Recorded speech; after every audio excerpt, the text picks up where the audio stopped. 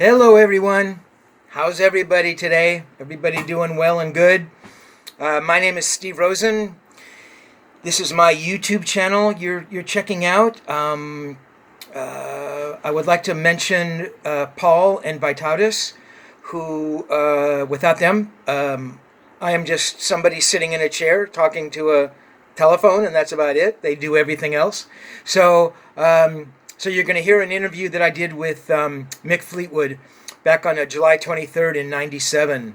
They hadn't come out with a studio record since '95, the Time album, and they just came out with the live album, The Dance, which is what a lot of bands will do. If they can't get it together in the recording studio proper, they'll go cut a live record, right? So it was a period when Lindsey Buckingham was in the group, out of the group, in the group, out of the group. And so I talked to Mick about that. But what I really found fascinating was talking to Mick about the early days of the band, the Peter Green days.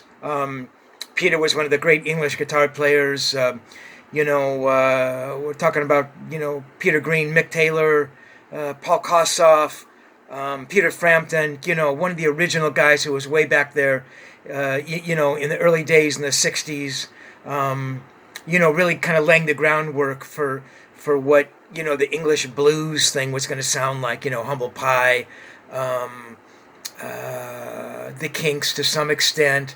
So Mick turned out to be an incredibly charming, funny, and witty guy, man. Just a very sweet Englishman. Tall, skinny, unbelievable guy.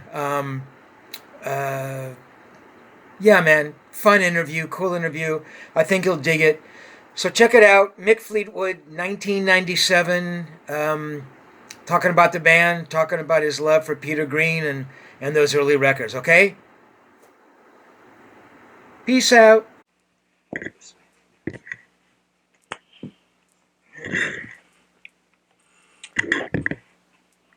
I mean, would you ever imagine this happening at the point when the band originally broke up? I mean, getting back together with these people again. Did you ever conceive that happening? Or in the back of your mind, was it always a possibility? In the back of my mind, probably the only mind that it would be in the back of.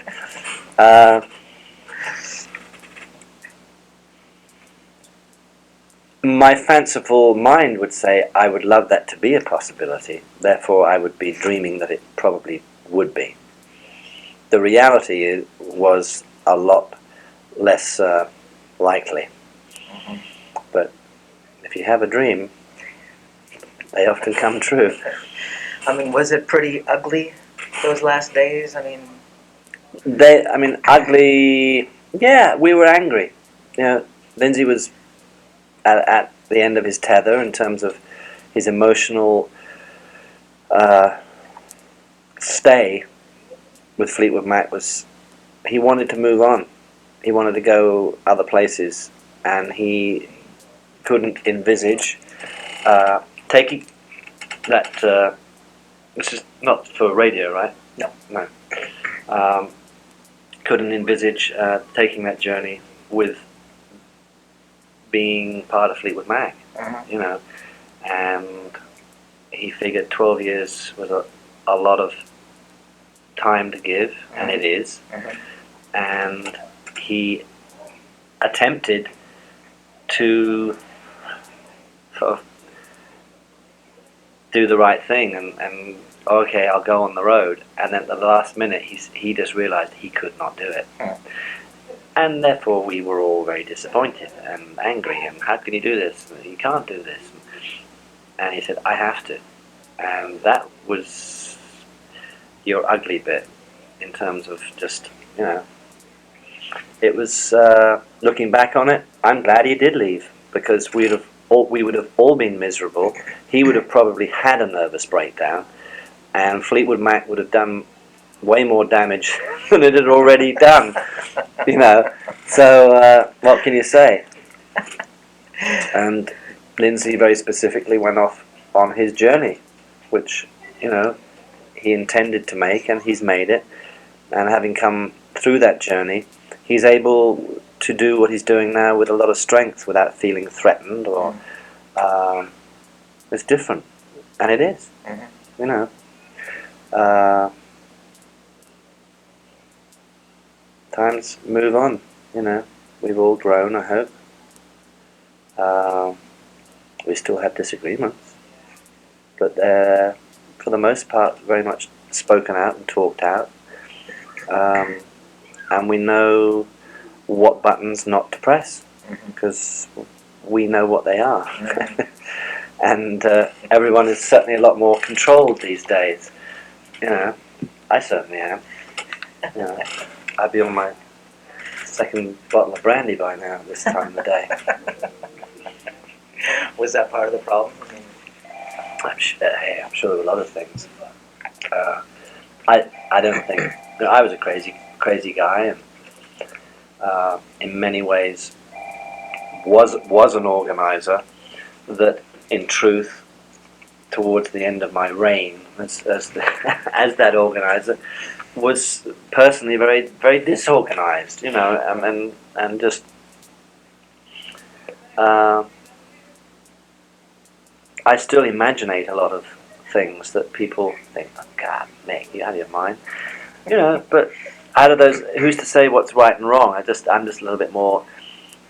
I'm not so eager to project something without putting some more thought in. But truly, my role was to keep. I thought my role, and I think my role was, not in total, but for the most part, one to keep at all costs the band motivated to function as a band, and I was pretty good at it. Was that always for your a long role? time? I mean, even from the beginning. I mean, Absolutely. the very beginning. Absolutely, no doubt. As soon as Peter Green left this band, that was my role, and it's less specific, but it really is still my role. Unless I'm completely sort of under some disillusionment about what I really represent, that's what I feel is my role. I hope that I'm a support role. As a musician, I'm in a support role, a very important one, as is John. But we are a support team, right? And if we ain't supporting them, they ain't got shit. And to support, you need to give. We give a lot, and rightly so, because that's what we play. Our instruments are to put a foundation for players to have fun with, and emotionally and personally, I will sometimes, at some great cost, crucify myself for the cause. I'm trying to do it less and less, and I am doing it less and less, because I too have a life, and I didn't realize that until sort of when I sobered up 6 years ago. I started to realize that there is life outside of Fleetwood Mac, Mick. And that's basically what Lindsay realized. There is life outside of this crazy bunch of people, and I want to go and take a look. And he ran for it. I mean, do you think if he had more success as a solo artist, that maybe Fleetwood Mac wouldn't be back? Don't know. You'd have to ask him. I think it's possible, yeah. But none of us need this to happen. I mean, if you're really getting real picky, certainly I can tell you he doesn't need it.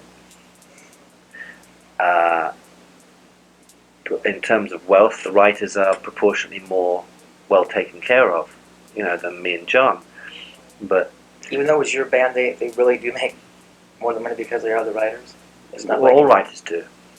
I thought that maybe Fleetwood Mac had an equal share, even they put down 5 names on a song, even though the writers is a separate issue. But the reality is, none of us need to do this. It's going to be, as far as I'm concerned, and I'd be lying if this is successful. I will say hip hip hooray, as I'm sure the Eagles did, and said this has been really successful and we've made a lot of money and we've had a great time. I don't know whether they had a great time, but we're having a great time. And I think that we will continue to have that. It's certainly my desire, and I think it's my read on what is happening within the ranks of Fleetwood Mac is that this will be a great celebration for us. And where it leads to, I have no idea. It's certainly within the realms of possibility that this band, if it so chose, could make an incredible studio album. The talent is so intact and the chemistry is so intact. If we choose to do that, we are very capable of doing it. And I think it's our sort of birthright, really. I mean, I think, and the other members of Fleetwood Mac, I believe, and I tend to sort of look on sometimes as to what this whole thing is. And I think it's fantastic that these 5 people are truly doing what we're doing now. And actually taking time out to go, you know what? We have created some great music. And we've made some new music on this package. But it is appropriate at basically the better part of all around 50 years old of saying, why the hell not? This is great.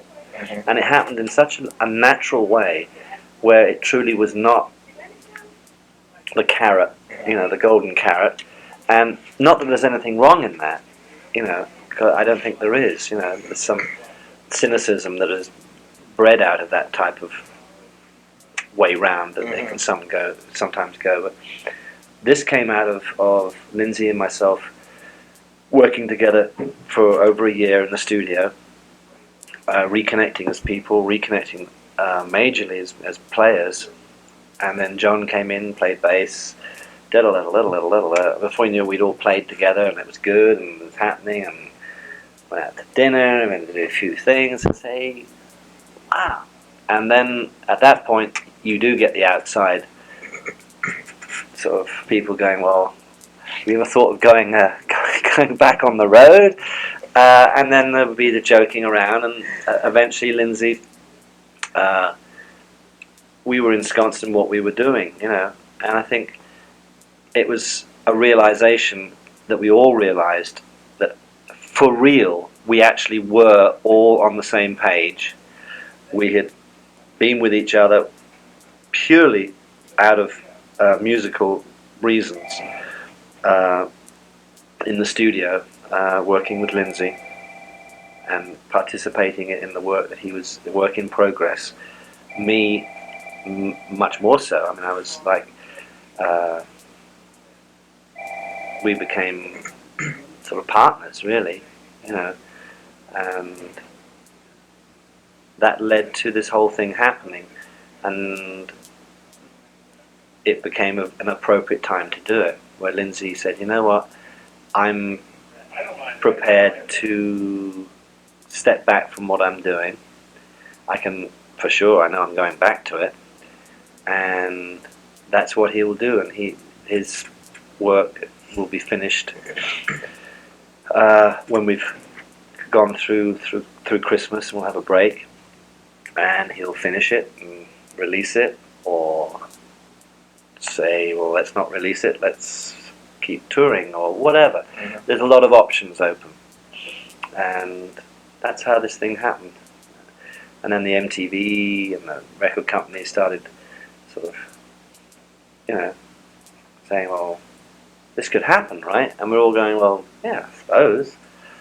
And it came that way round. And then obviously the workings and the wheels and the business came after the fact. And it's just nice to be able to say that that's very genuinely how this happened.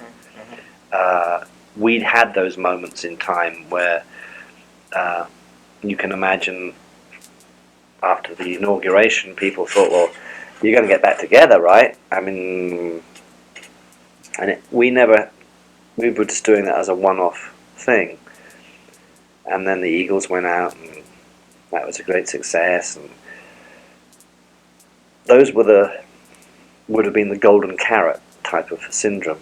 This was not that. This was, we just happened to wander into it being a very appropriate, and it is an appropriate time to do this. One, we're all free. One, we're all getting on. We actually convened musically and realized that we're all still very much intact musically.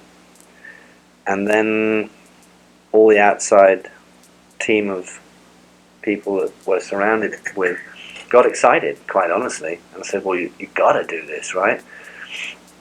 And that eventually made this situation happen. So, I mean, the first Fleetwood Mac album came out about 30 years ago, close. Fleetwood Mac, August '67 was the first gig, and the album probably came out about 2 months later. Really? So it's going on 30 years. I mean, does it? Can you put it in perspective? I mean, in 1997, 1967. I mean, 67 was a magic part of the music thing. I mean, it was amazing. I mean, and Peter and Eric and John Mayall and you know. And, I mean, do you get those feelings now? I mean, emotionally or playing or just or working on the new tunes? I mean, do you get that sense of magic that there must have been, I'm imagining, in '67? And sure. I mean, people will say, well, what's your favorite Fleetwood Mac? You know, well, I'm bound to say it's two, and the first one set the precedent because of all those reasons. The law of the jungle was laid down in my mind by Peter Green and the sensibilities that he had, and also the band that was Fleetwood Mac, because we functioned purely on basically emotions. We identified with a form of music, blues, that was something that very specifically Peter had sort of welded himself into and associated himself very in an uncanny way. And we lived and breathed that whole thing, and you're right, it was very profound. And sometimes I listen to stuff from that era, and it's as if the whole bunch of us were all like 19, 20 years old. Where did that come from? For a bunch of young English chaps, and I say that very unabashedly, that band played blues like no other English band has done before or since, in my opinion. Absolutely. It is extraordinary, and it's like there was a channeling of something happening. Point being, when something as profound as that happens, you get spoiled. Your standards are very high in terms of what makes the hair stand up on your arms and what is real, because that was real, and it was all emotionally with feel. It was all in those departments. So you move on through the history of Fleetwood Mac. The next major time that happened, not to discount all of the other musical excursions we went on, the reality is the next time that happened was with this band that we're talking about now. Very different musical sensibilities, but the feel and the depth and the emotional play that was part of and still is part of these people that are players, I identified with that very strongly, and it was very real, and it is very real. So I have that as part of my musical excursion.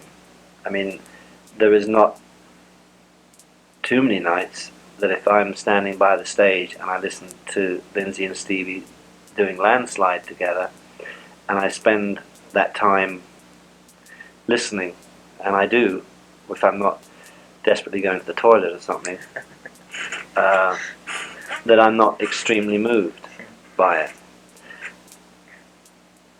If I'm not emotionally involved as a player, I don't play well.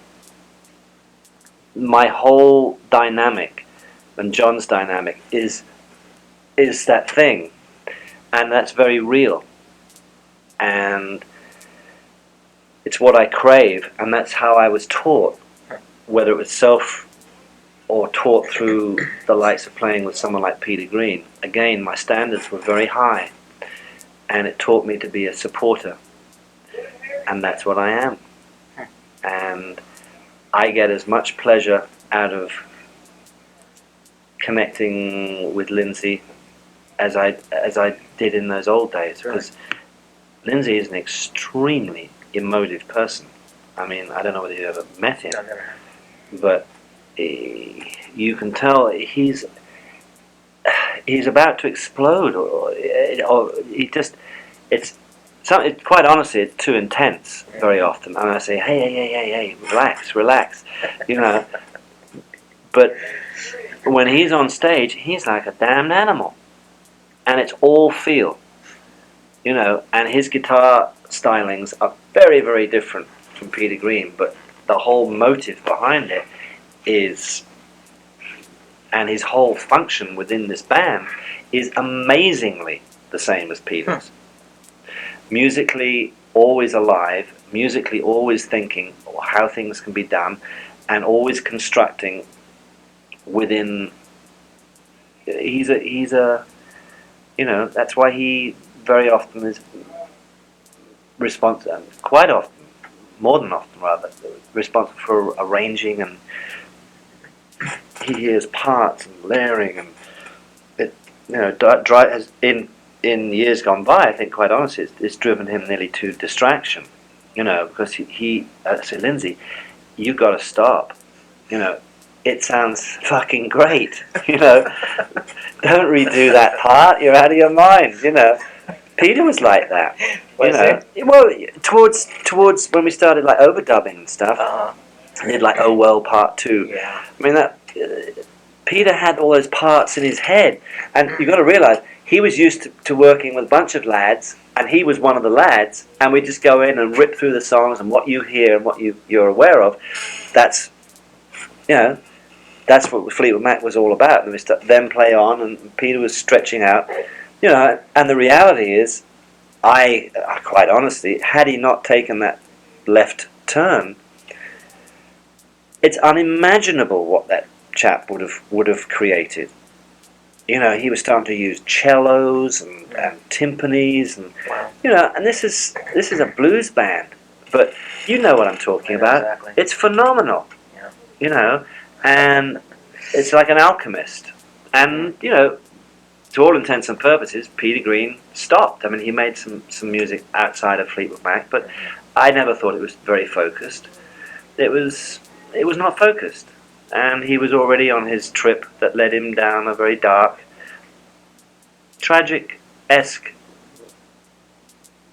period of his life that he's thankfully sort of coming out of now. Do you talk with him at all? Yeah, I do. Yeah, absolutely. Yeah. Do you remember the first time you saw him play? Peter? Because I mean, he was playing in other bands. I mean, you saw him. He was with Mayall right before. I never saw him with Mail. I saw him. I saw him when he turned up to audition for a young band that I was with. The Shanes. No, it wasn't. It was the Peter B's. And Peter I think B's. Peter B is actually in this building. You're kidding. Peter B's Lunars. Yeah. Peter's just brought his daughter up. I'm working with on a record, but and myself and a chap called Dave Ambrose said, well, he's okay, but he plays the same thing. He plays like he's only got a few notes. What a fucking fuck up that was! And Peter said, "You're wrong. He's going to be he'd just gone from bass to guitar, right?" And he said, "You're wrong. This guy's great. He's got a great tone."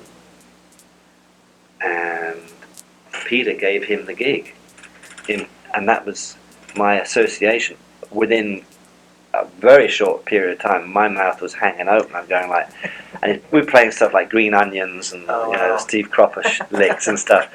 But Peter had his own thing, you know, and his rhythm and his. I'm going like, ever since then, you know, I like to think maybe on a humorous level that I was so wrong about that call that ever since then, I think it's fair to say I've made some fairly good calls as to who's played in Fleetwood Mac. Tell me I'm right, you know. And it's probably because I'm so aware of that. But anyhow, that was my first memory of Peter Green. Interesting. And then your first gig was at the was it Reading Jazz and Blues Festival? Windsor. Windsor. And Beck and Cream were also playing that day? Is that correct? And Mayo? Yeah, and Chicken Shack and Pink Floyd were somewhere in there. We went on before John Mayall. I remember, you have to remember, we wanted John to be part of Fleetwood Mac. Really? Well, hence the name, Fleetwood Mac, John McVie. I'm He sorry. was supposed to be the bass player. Oh, I thought you meant John Mayo. I'm sorry. And John still stayed with John Mayall for whatever, maybe a little bit of business reasons. He knew he had a good pay packet coming in every week. And he thought, well, I don't know what the reason was. He just wasn't sure. But we were called Fleetwood Mac then, waiting. So we were a few weeks before John phoned up and said, I've had enough. John Mayall was sort of doing some jazz excursions with a couple of saxophone players, and John said, I can't handle this. He's fucking having free-form jazz players jamming with the band. I'm out of here. And that was that. John was with Fleetwood Mac. I always thought, I mean, this is so stupid. I always thought Fleetwood Mac was Mick Fleetwood Mac Mick. I had no idea that it had to do with No. John. When me and John and Peter were with John Mayall for a very short, I was with him Right, for you a were very short period. you never recorded though, right? Yeah, did actually. Couple of sides that turned up on. I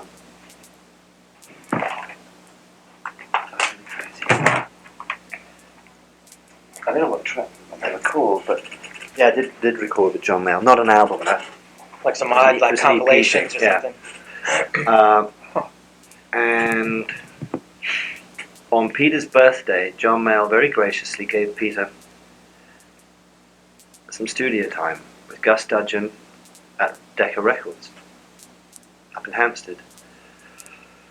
And we recorded a song called Fleetwood Mac. It was an instrumental. That it exists. I mean, Fleetwood Mac became one of those old albums. Mm-hmm. Put on one of those old albums. And there was a couple of more songs we did, but that's where the name came from. And it was an instrumental, and Peter said, "Well, because this is Mick and John, let's call it Fleetwood Mac. That's the name." And then my tenure with John Mayall was short and brief. I went my merry way, and not too long after that, Peter phoned me and said I'd left. We had no intention of leaving and plotting to form a band. Yeah. And a few weeks after that, Peter was sort of persuaded by the agent, because he had a great following, you know, he was Peter Green. There's another Eric Clapton vibe happening. He said, hey, everyone's telling me to form a band, do you want to play drums? I said, I'm right there with you, Pete. And we started out together. And then Mike Vernon got very much involved and told Peter about Jeremy up in Birmingham. And Jeremy came down, and Peter saw him play, said he was great. Came down with his guitar and said, okay. Then we had to get another bass player, and that was Fleetwood Mac. So there's all that early stuff then was really, I mean, it's two guitar stuff, and then with Lindsay, I mean, really, it's kind of guitar and keyboards, really, I mean, isn't it? We've never had, right now, we, for the first time, well, Lindsay, outside of Fleetwood Mac, he had like 5 guitar players on his last tour, all playing different parts. It was like a mad scientist approach. right now, you have to remember, Lindsay's like having 3 guitar players. He's got all these fingers and counter melodies and bass lines going on. Yeah. It's wild. Yeah. But we have a chap who played on Lindsay's last tour, Neil Lockwood, playing guitar, and then Brett Tuggle is a keyboard player that doubles on guitar. So in some parts of this show we have 3 guitar players. Oh, really? And I like it. Yeah. It puts some meat, Mm-hmm. and it enables Lindsay to relax musically and vocally, especially a little more, which I'm liking for him. You know. So when you heard this, I mean, these new songs, I mean, what were your first instincts? I mean, you know, My Little Demon and Bleed a Lover and Sweet Girl. Well, Bleed the Lover and My Little Demon, I was very familiar with, because those are the songs that me and Lindsay have been working on. Oh. And they became Fleetwood Mac songs. What? How does a song make its way into being a Fleetwood Mac song? Does it have to have certain... It needs to be played, and to a certain extent it rears its little head once the players in the band have played it. And some things that you think won't work actually work better than, you know, it goes both ways. And the acid test for me is always to play the damn thing and see how it sits in the style of whatever that thing is called is Fleetwood Mac. And it's a style thing, and some songs suit Fleetwood Mac and some songs don't, and that's how I say we make the choices.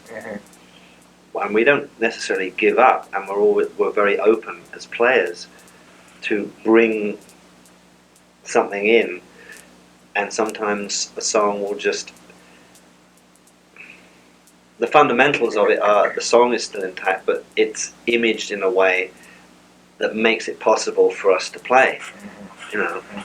And it starts from the drums upwards, quite honestly. It does start with the drums? Well, because if I can't play something, if Lindsay came in and said, look, this song's in 8/2, it had all these weird time signatures in it, I couldn't play it. You know, you get a drum machine, I can't do that shit. So, you know, you're somewhat bound within reason as to the skills and the stylings of all the individual players. You know, not to say we don't push envelopes and attempt to do different things, and certainly that's part and parcel of any natural creative situation, is you do push envelopes, and you're trying to get to a vision of what something may have been thought of initially, but you're constantly, and as long as you're open to changing as you're going along to get to this elusive point, when you do get to the point, it's no longer that vision, but it's a different vision, and that becomes the character zone of what music is all about when you're playing with individuals. If you're creating it all on your own, or very specifically, I want to hear this happening, and I want triplets on da-da-da-da-da, then you get yourself an orchestra, or you make it up on a machine or whatever to create that illusion or that episode rather. And we've done, just having a real wonderful percussion player. I've had a percussion player, but he was an African friend of mine who was very specifically it was pure African rhythm and nothing else. He didn't understand anything else. It was like, give me a spliff let me loose, and I would turn around and say, "There's Asante. He's freaking out again." I mean, fantastic. But one thing, and one thing only, really. Uh, Lenny Castro, who's playing with Fleetwood Mac, Oh, really? he's a master percussionist, and his sensibilities are so broad that we're doing things that I couldn't pull off on my own. So I do what Mick does, and he's able to bring in some extra parts that I could play separately, but I can't. My technique doesn't allow me to do triplets on the bass drum, and I'm not that sort of a drummer. I know. I'm just a feel cat. Just that goes out and plays from the heart and has a great night and goes home. So we've got a little mini orchestra for the first time with this lineup, and it's fun. I like it. I mean, what is a Fleetwood Mac session like? I heard that you used to just play straight beats and that you would actually overdub your fills, that you wouldn't even play your fills live. Is that true? Nah. It's not true. A couple more minutes? I thought I was going to get 45 minutes. Yeah, what time? Well, we started I just know that side of the tape is 45 minutes. Okay, so how far along? Well, I guess about 5 to 10 minutes. Okay, yeah, Okay. 5 so. All right. I ramble too long. No, you don't. I waited 30 years for this, so I'm not going to walk So, where were we? about how a Fleetwood Mac track is built and that you're... No, I'm not scared of doing overdubs. Don't get me wrong, but basically any and all the tracks you've ever heard, all those fills are all they're played naturally. They are. Almost in total. I mean, I sometimes augment a fill and play double track a tom tom or something. Mm-hmm. And don't get me wrong, I do overdubs, but all the drum feels for way the majority I just played as they come out. Mm-hmm. Do you ever use it? You're not a click track guy, are you? A few times I've tried it with some success, but basically again, probably 80% of what you hear is just au natural with a few edits here and there sometimes. Mm-hmm. Mm-hmm. Could you describe kind of briefly your kit and what you're going to be taking out on the road? Well, it's a DW kit. I'm not a very technically minded person. It's the most beautiful drum kit. It sounds beautiful, but it actually is the most beautiful thing I've ever seen. It was part of DW's celebration of their 25 years of making drums, and I went out to get my kit for the tour, a new kit, and they had this thing that looked like a piece of French furniture, this veneer. It's like wood, some exotic wood. I said, well, I've got to have that, right? And he said, well, it's sort of, because I have a deal where basically they give me drums. They said, well, we can't give you that one. And so anyhow, I ended up with it. And it is gorgeous, and it sounds fantastic. They're very attentive. I got like a few more toms than I normally would have, which is just fun. How do you describe, what is the Mick Fleetwood drum sound? What is it you go for on record? Oh, a lot of meat, a lot of deep. I don't tune drums very high unless it's very specifically for a drum part, or you're tuning a snare to a song, or doing something kooky. Again, I would always go for a big, fat, lot of not dead sounding. Boom, Were you influenced by, the people who were around when you were first starting to play? Were you listening to other drummers? Any of those Ginger Bakers or Mitch Mitchells? Or No, I was so not that type of player. I listened to blues guys. Really? I remember certainly a chap who used to play with B.B. King, Sonny Freeman, I think his name was. Huh. I think he's passed on now. But he was the drummer that did Live at the Regal and all those things. I listened a hell of a lot to him, Interesting. and I sort of pride myself as playing a pretty decent shuffle. A great shuffle. And it's basically Great shuffle. Amazing shuffle. that's where it came from. Just listening. I would listen a lot to Jimmy Reed, and sometimes it's stuff without even drums on it. You know, there's just like there's that thing that happened. Just like, phew, it's filthy shit. You know, it's just like Yeah. you're going like, God, fantastic, great stuff. And you know, I'm a great fan of Charlie Watts. I think he's right up my alley. Mhm. He comes from behind. I mean, he comes so far behind that you think he's fallen off a log. Yeah. Yeah. I mean, do you have any feelings about the music around you today? I mean, do you listen much? I listen a lot. I'm not never one with a lot of names, but just by the nature of my manager and I like saying and friend, he's very connected to all the street stuff, and I just react and say, "What do you think of that?" And I'll just say, "Songs aren't there," or whatever. Very broad stroke stuff, but it always stood me in fairly good stead. So I do listen to stuff. I mean, again, I would gravitate more back to listening to some classic Marvin Gaye stuff, and just the way he put all that together. And he was a great arranger, and he used to be a drummer. Really? He used to play on a lot of the old Tamla Motown hits. Didn't know that. Marvin Gaye, which would explain his timing. The way his vocals, Right.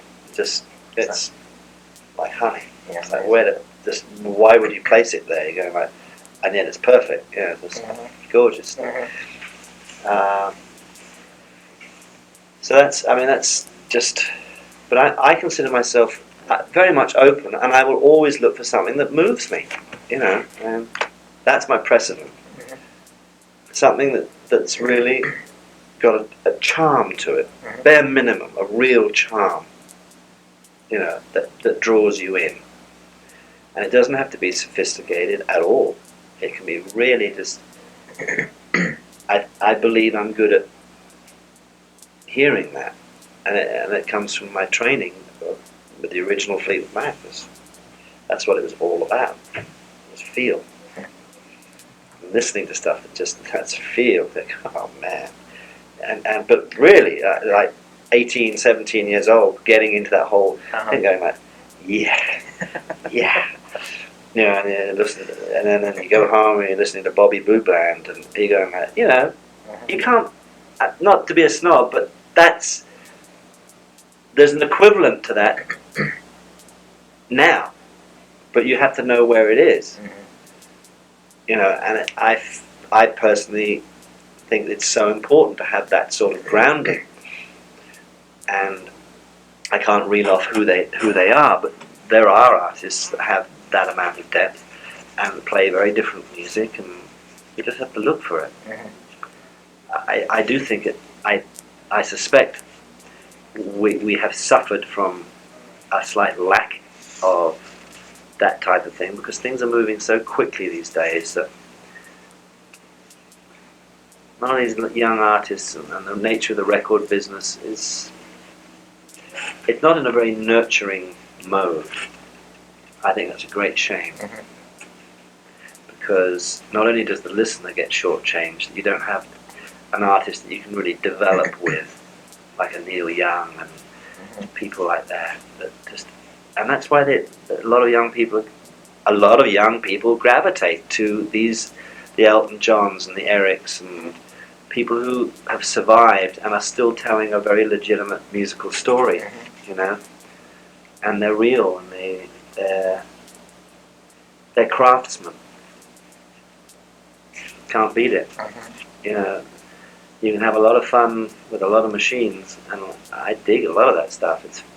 But it's not telling the same sort of story, and I don't think it's just me being a snob. No. I believe it's the truth. Yeah.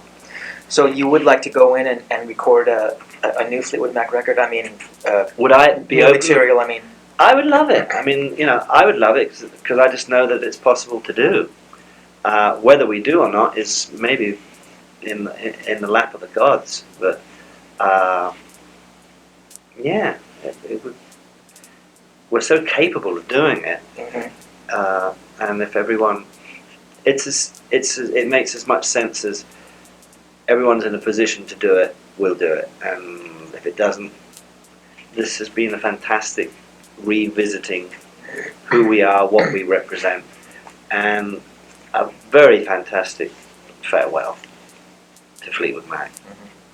We'll, leave it be. if that record doesn't happen, what will you do? Oh, I'll keep very active. I'm not about to go and start growing roses anywhere. But you've had various projects along the way, right? I mean, Oh, I have a little record company that you do. I'm starting. It's up and running, and I'm putting increasing amounts of energy into that. And there are artists signed to the label? Uh-huh. You have like a production thing with them, or? Well, we'd like a record company, Mhm. sign them up, and we've got we signed one absolute project. We've got about 2 or 3 we're taking a serious look at doing. So that's in its infancy, but it's something that I know that all my experience would be very suited to in my latter years. It involves people, and I have certain parameters that I think are important that are somewhat lacking in the business. Maybe I'm horribly naive, and I know things have changed and it's very much more corporate. I still feel that for the most part, not in total, the business has got very impersonal, and I'm very personable as someone who would be in charge, at the head of a company. And as such, I believe I would be very good at it. Do you think in some respects that the more recent Fleetwood Mac incarnations were maybe treated a little impersonally by the record company? Do you think it had anything to do with feelings of some of the people, or? Oh, you mean like not this Fleetwood Mac? No, but well, there is only one. This the last, because we've been with Warner Brothers for so long. I think, quite honestly, the last change that me and John put together with Dave Mason and Billy and Becca was in true Fleetwood Mac tradition. We just carried on, and it was a sort of a long shot, and it was totally reliant on whether the music would be accepted in the form of the new album that we put out. It wasn't, and quite honestly, I don't think the record company heard the music either. It was like a moot point. We may as well have not have made that album. And it took its course, or rather didn't take its course. Its course was non-existent. And we did some road.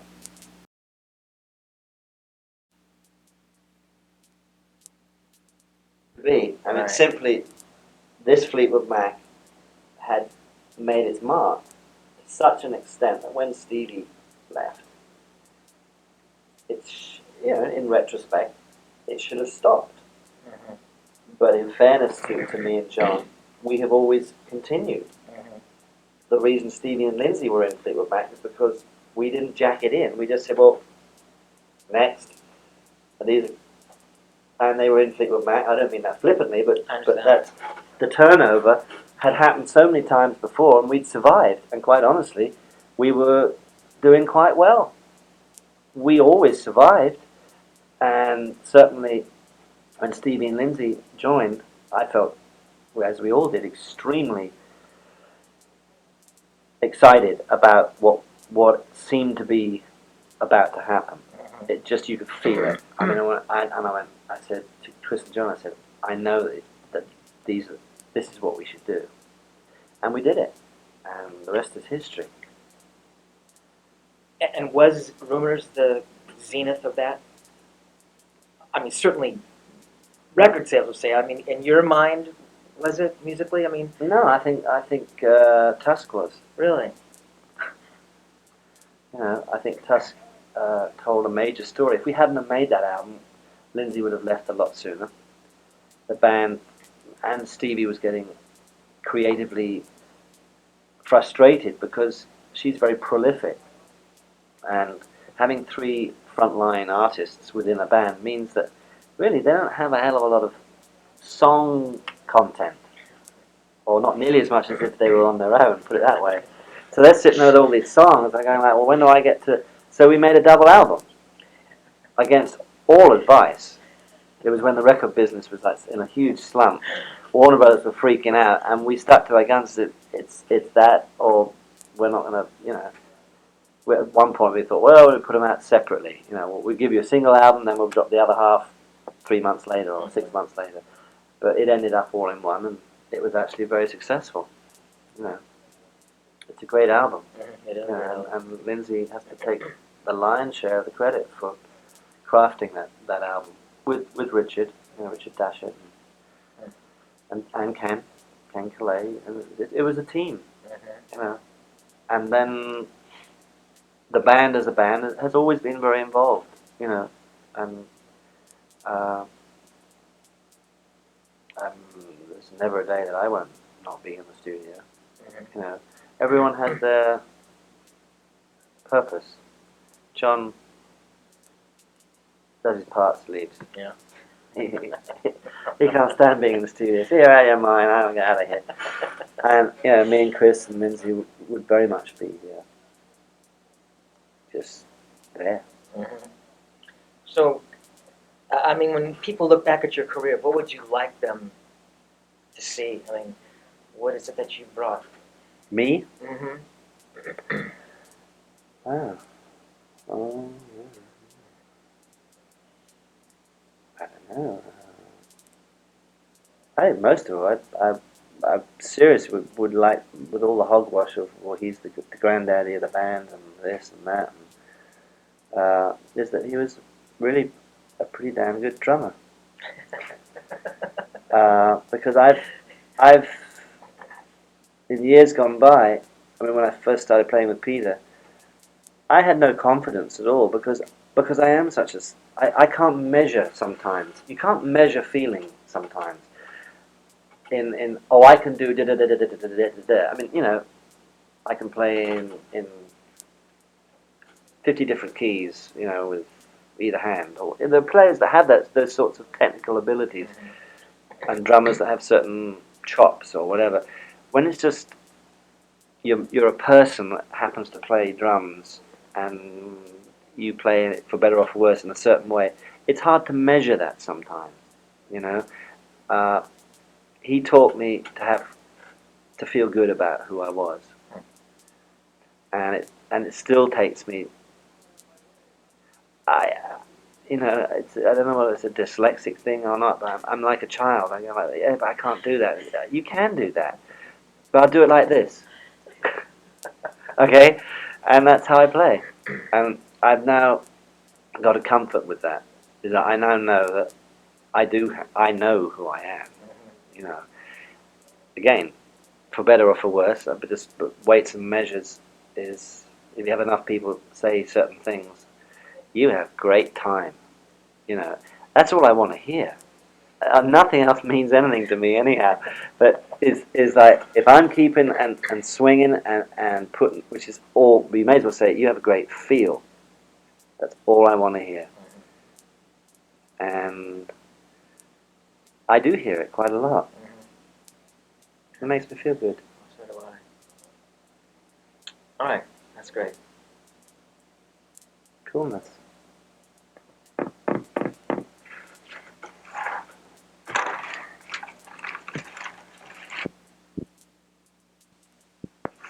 Really? Me. I don't know, if you put your ear down to some of the shit that's on here, Oh, I have. I have been listening to it. he's like a master. He's so melodic, Yeah, he is. and his timing is so fucking good. And I'm going like, Johnny Mac, he's a monster. He's a monster.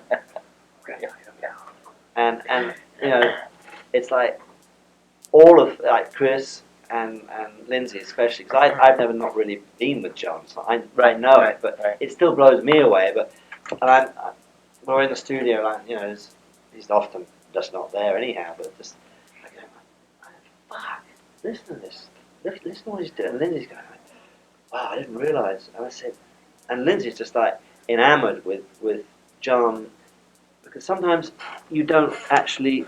It's so easy. It seems to come out so easy. You don't actually go. Until you sit down and listen, you go like, motherfucker. It's like going, where is that coming from? It's so right. Yeah. I mean, he's a masterful player, and he has this. Sometimes in the studio, you'll tell him, "Is that okay?" Yeah, and it's just like, John. I mean, it's the sweetest thing, and I'm a little bit like that, but he can be really like that.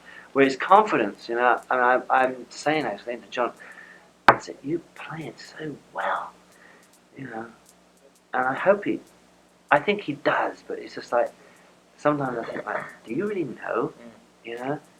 I mean, he's played with all the greats anyhow, and talk about being spoiled. Yeah. Played with fucking Eric for years. It's like just standing there behind with Eric, going like, I mean, and you think, well, no wonder he's playing great. I mean, this guy, he's on the cutting edge.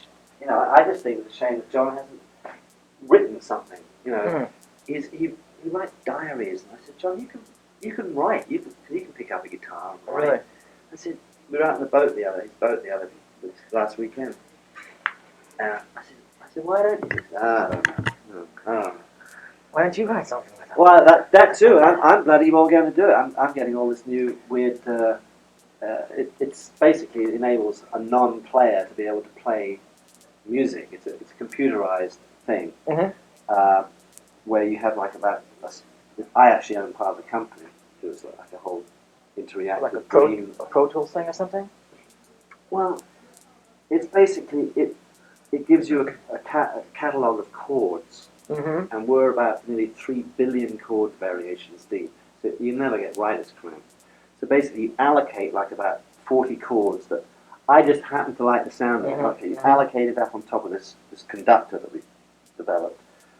And then put on a rhythm track or whatever and start playing that chord or that chord. So you go, well, I like that sequence. Anyhow, you lock it in on a sequence that you like. And then from that point on, in real time, you can play. Let's put up a bass sample. Put up a bass sample, and because I'm a drummer, you can get the feel so easily. Right, but right. this instrument, you don't have to worry. It's a whole new concept for playing an instrument. You don't need to know about where to put your fingers. It's just that's low and that's high and that's the scale. And in real time, all the chord changes as you're playing change. So you're playing endless melodies that you're creating without making mistakes. It's wild. I'm taking it on the road this time. Really? It'll probably be bad, but I'll come with a few things.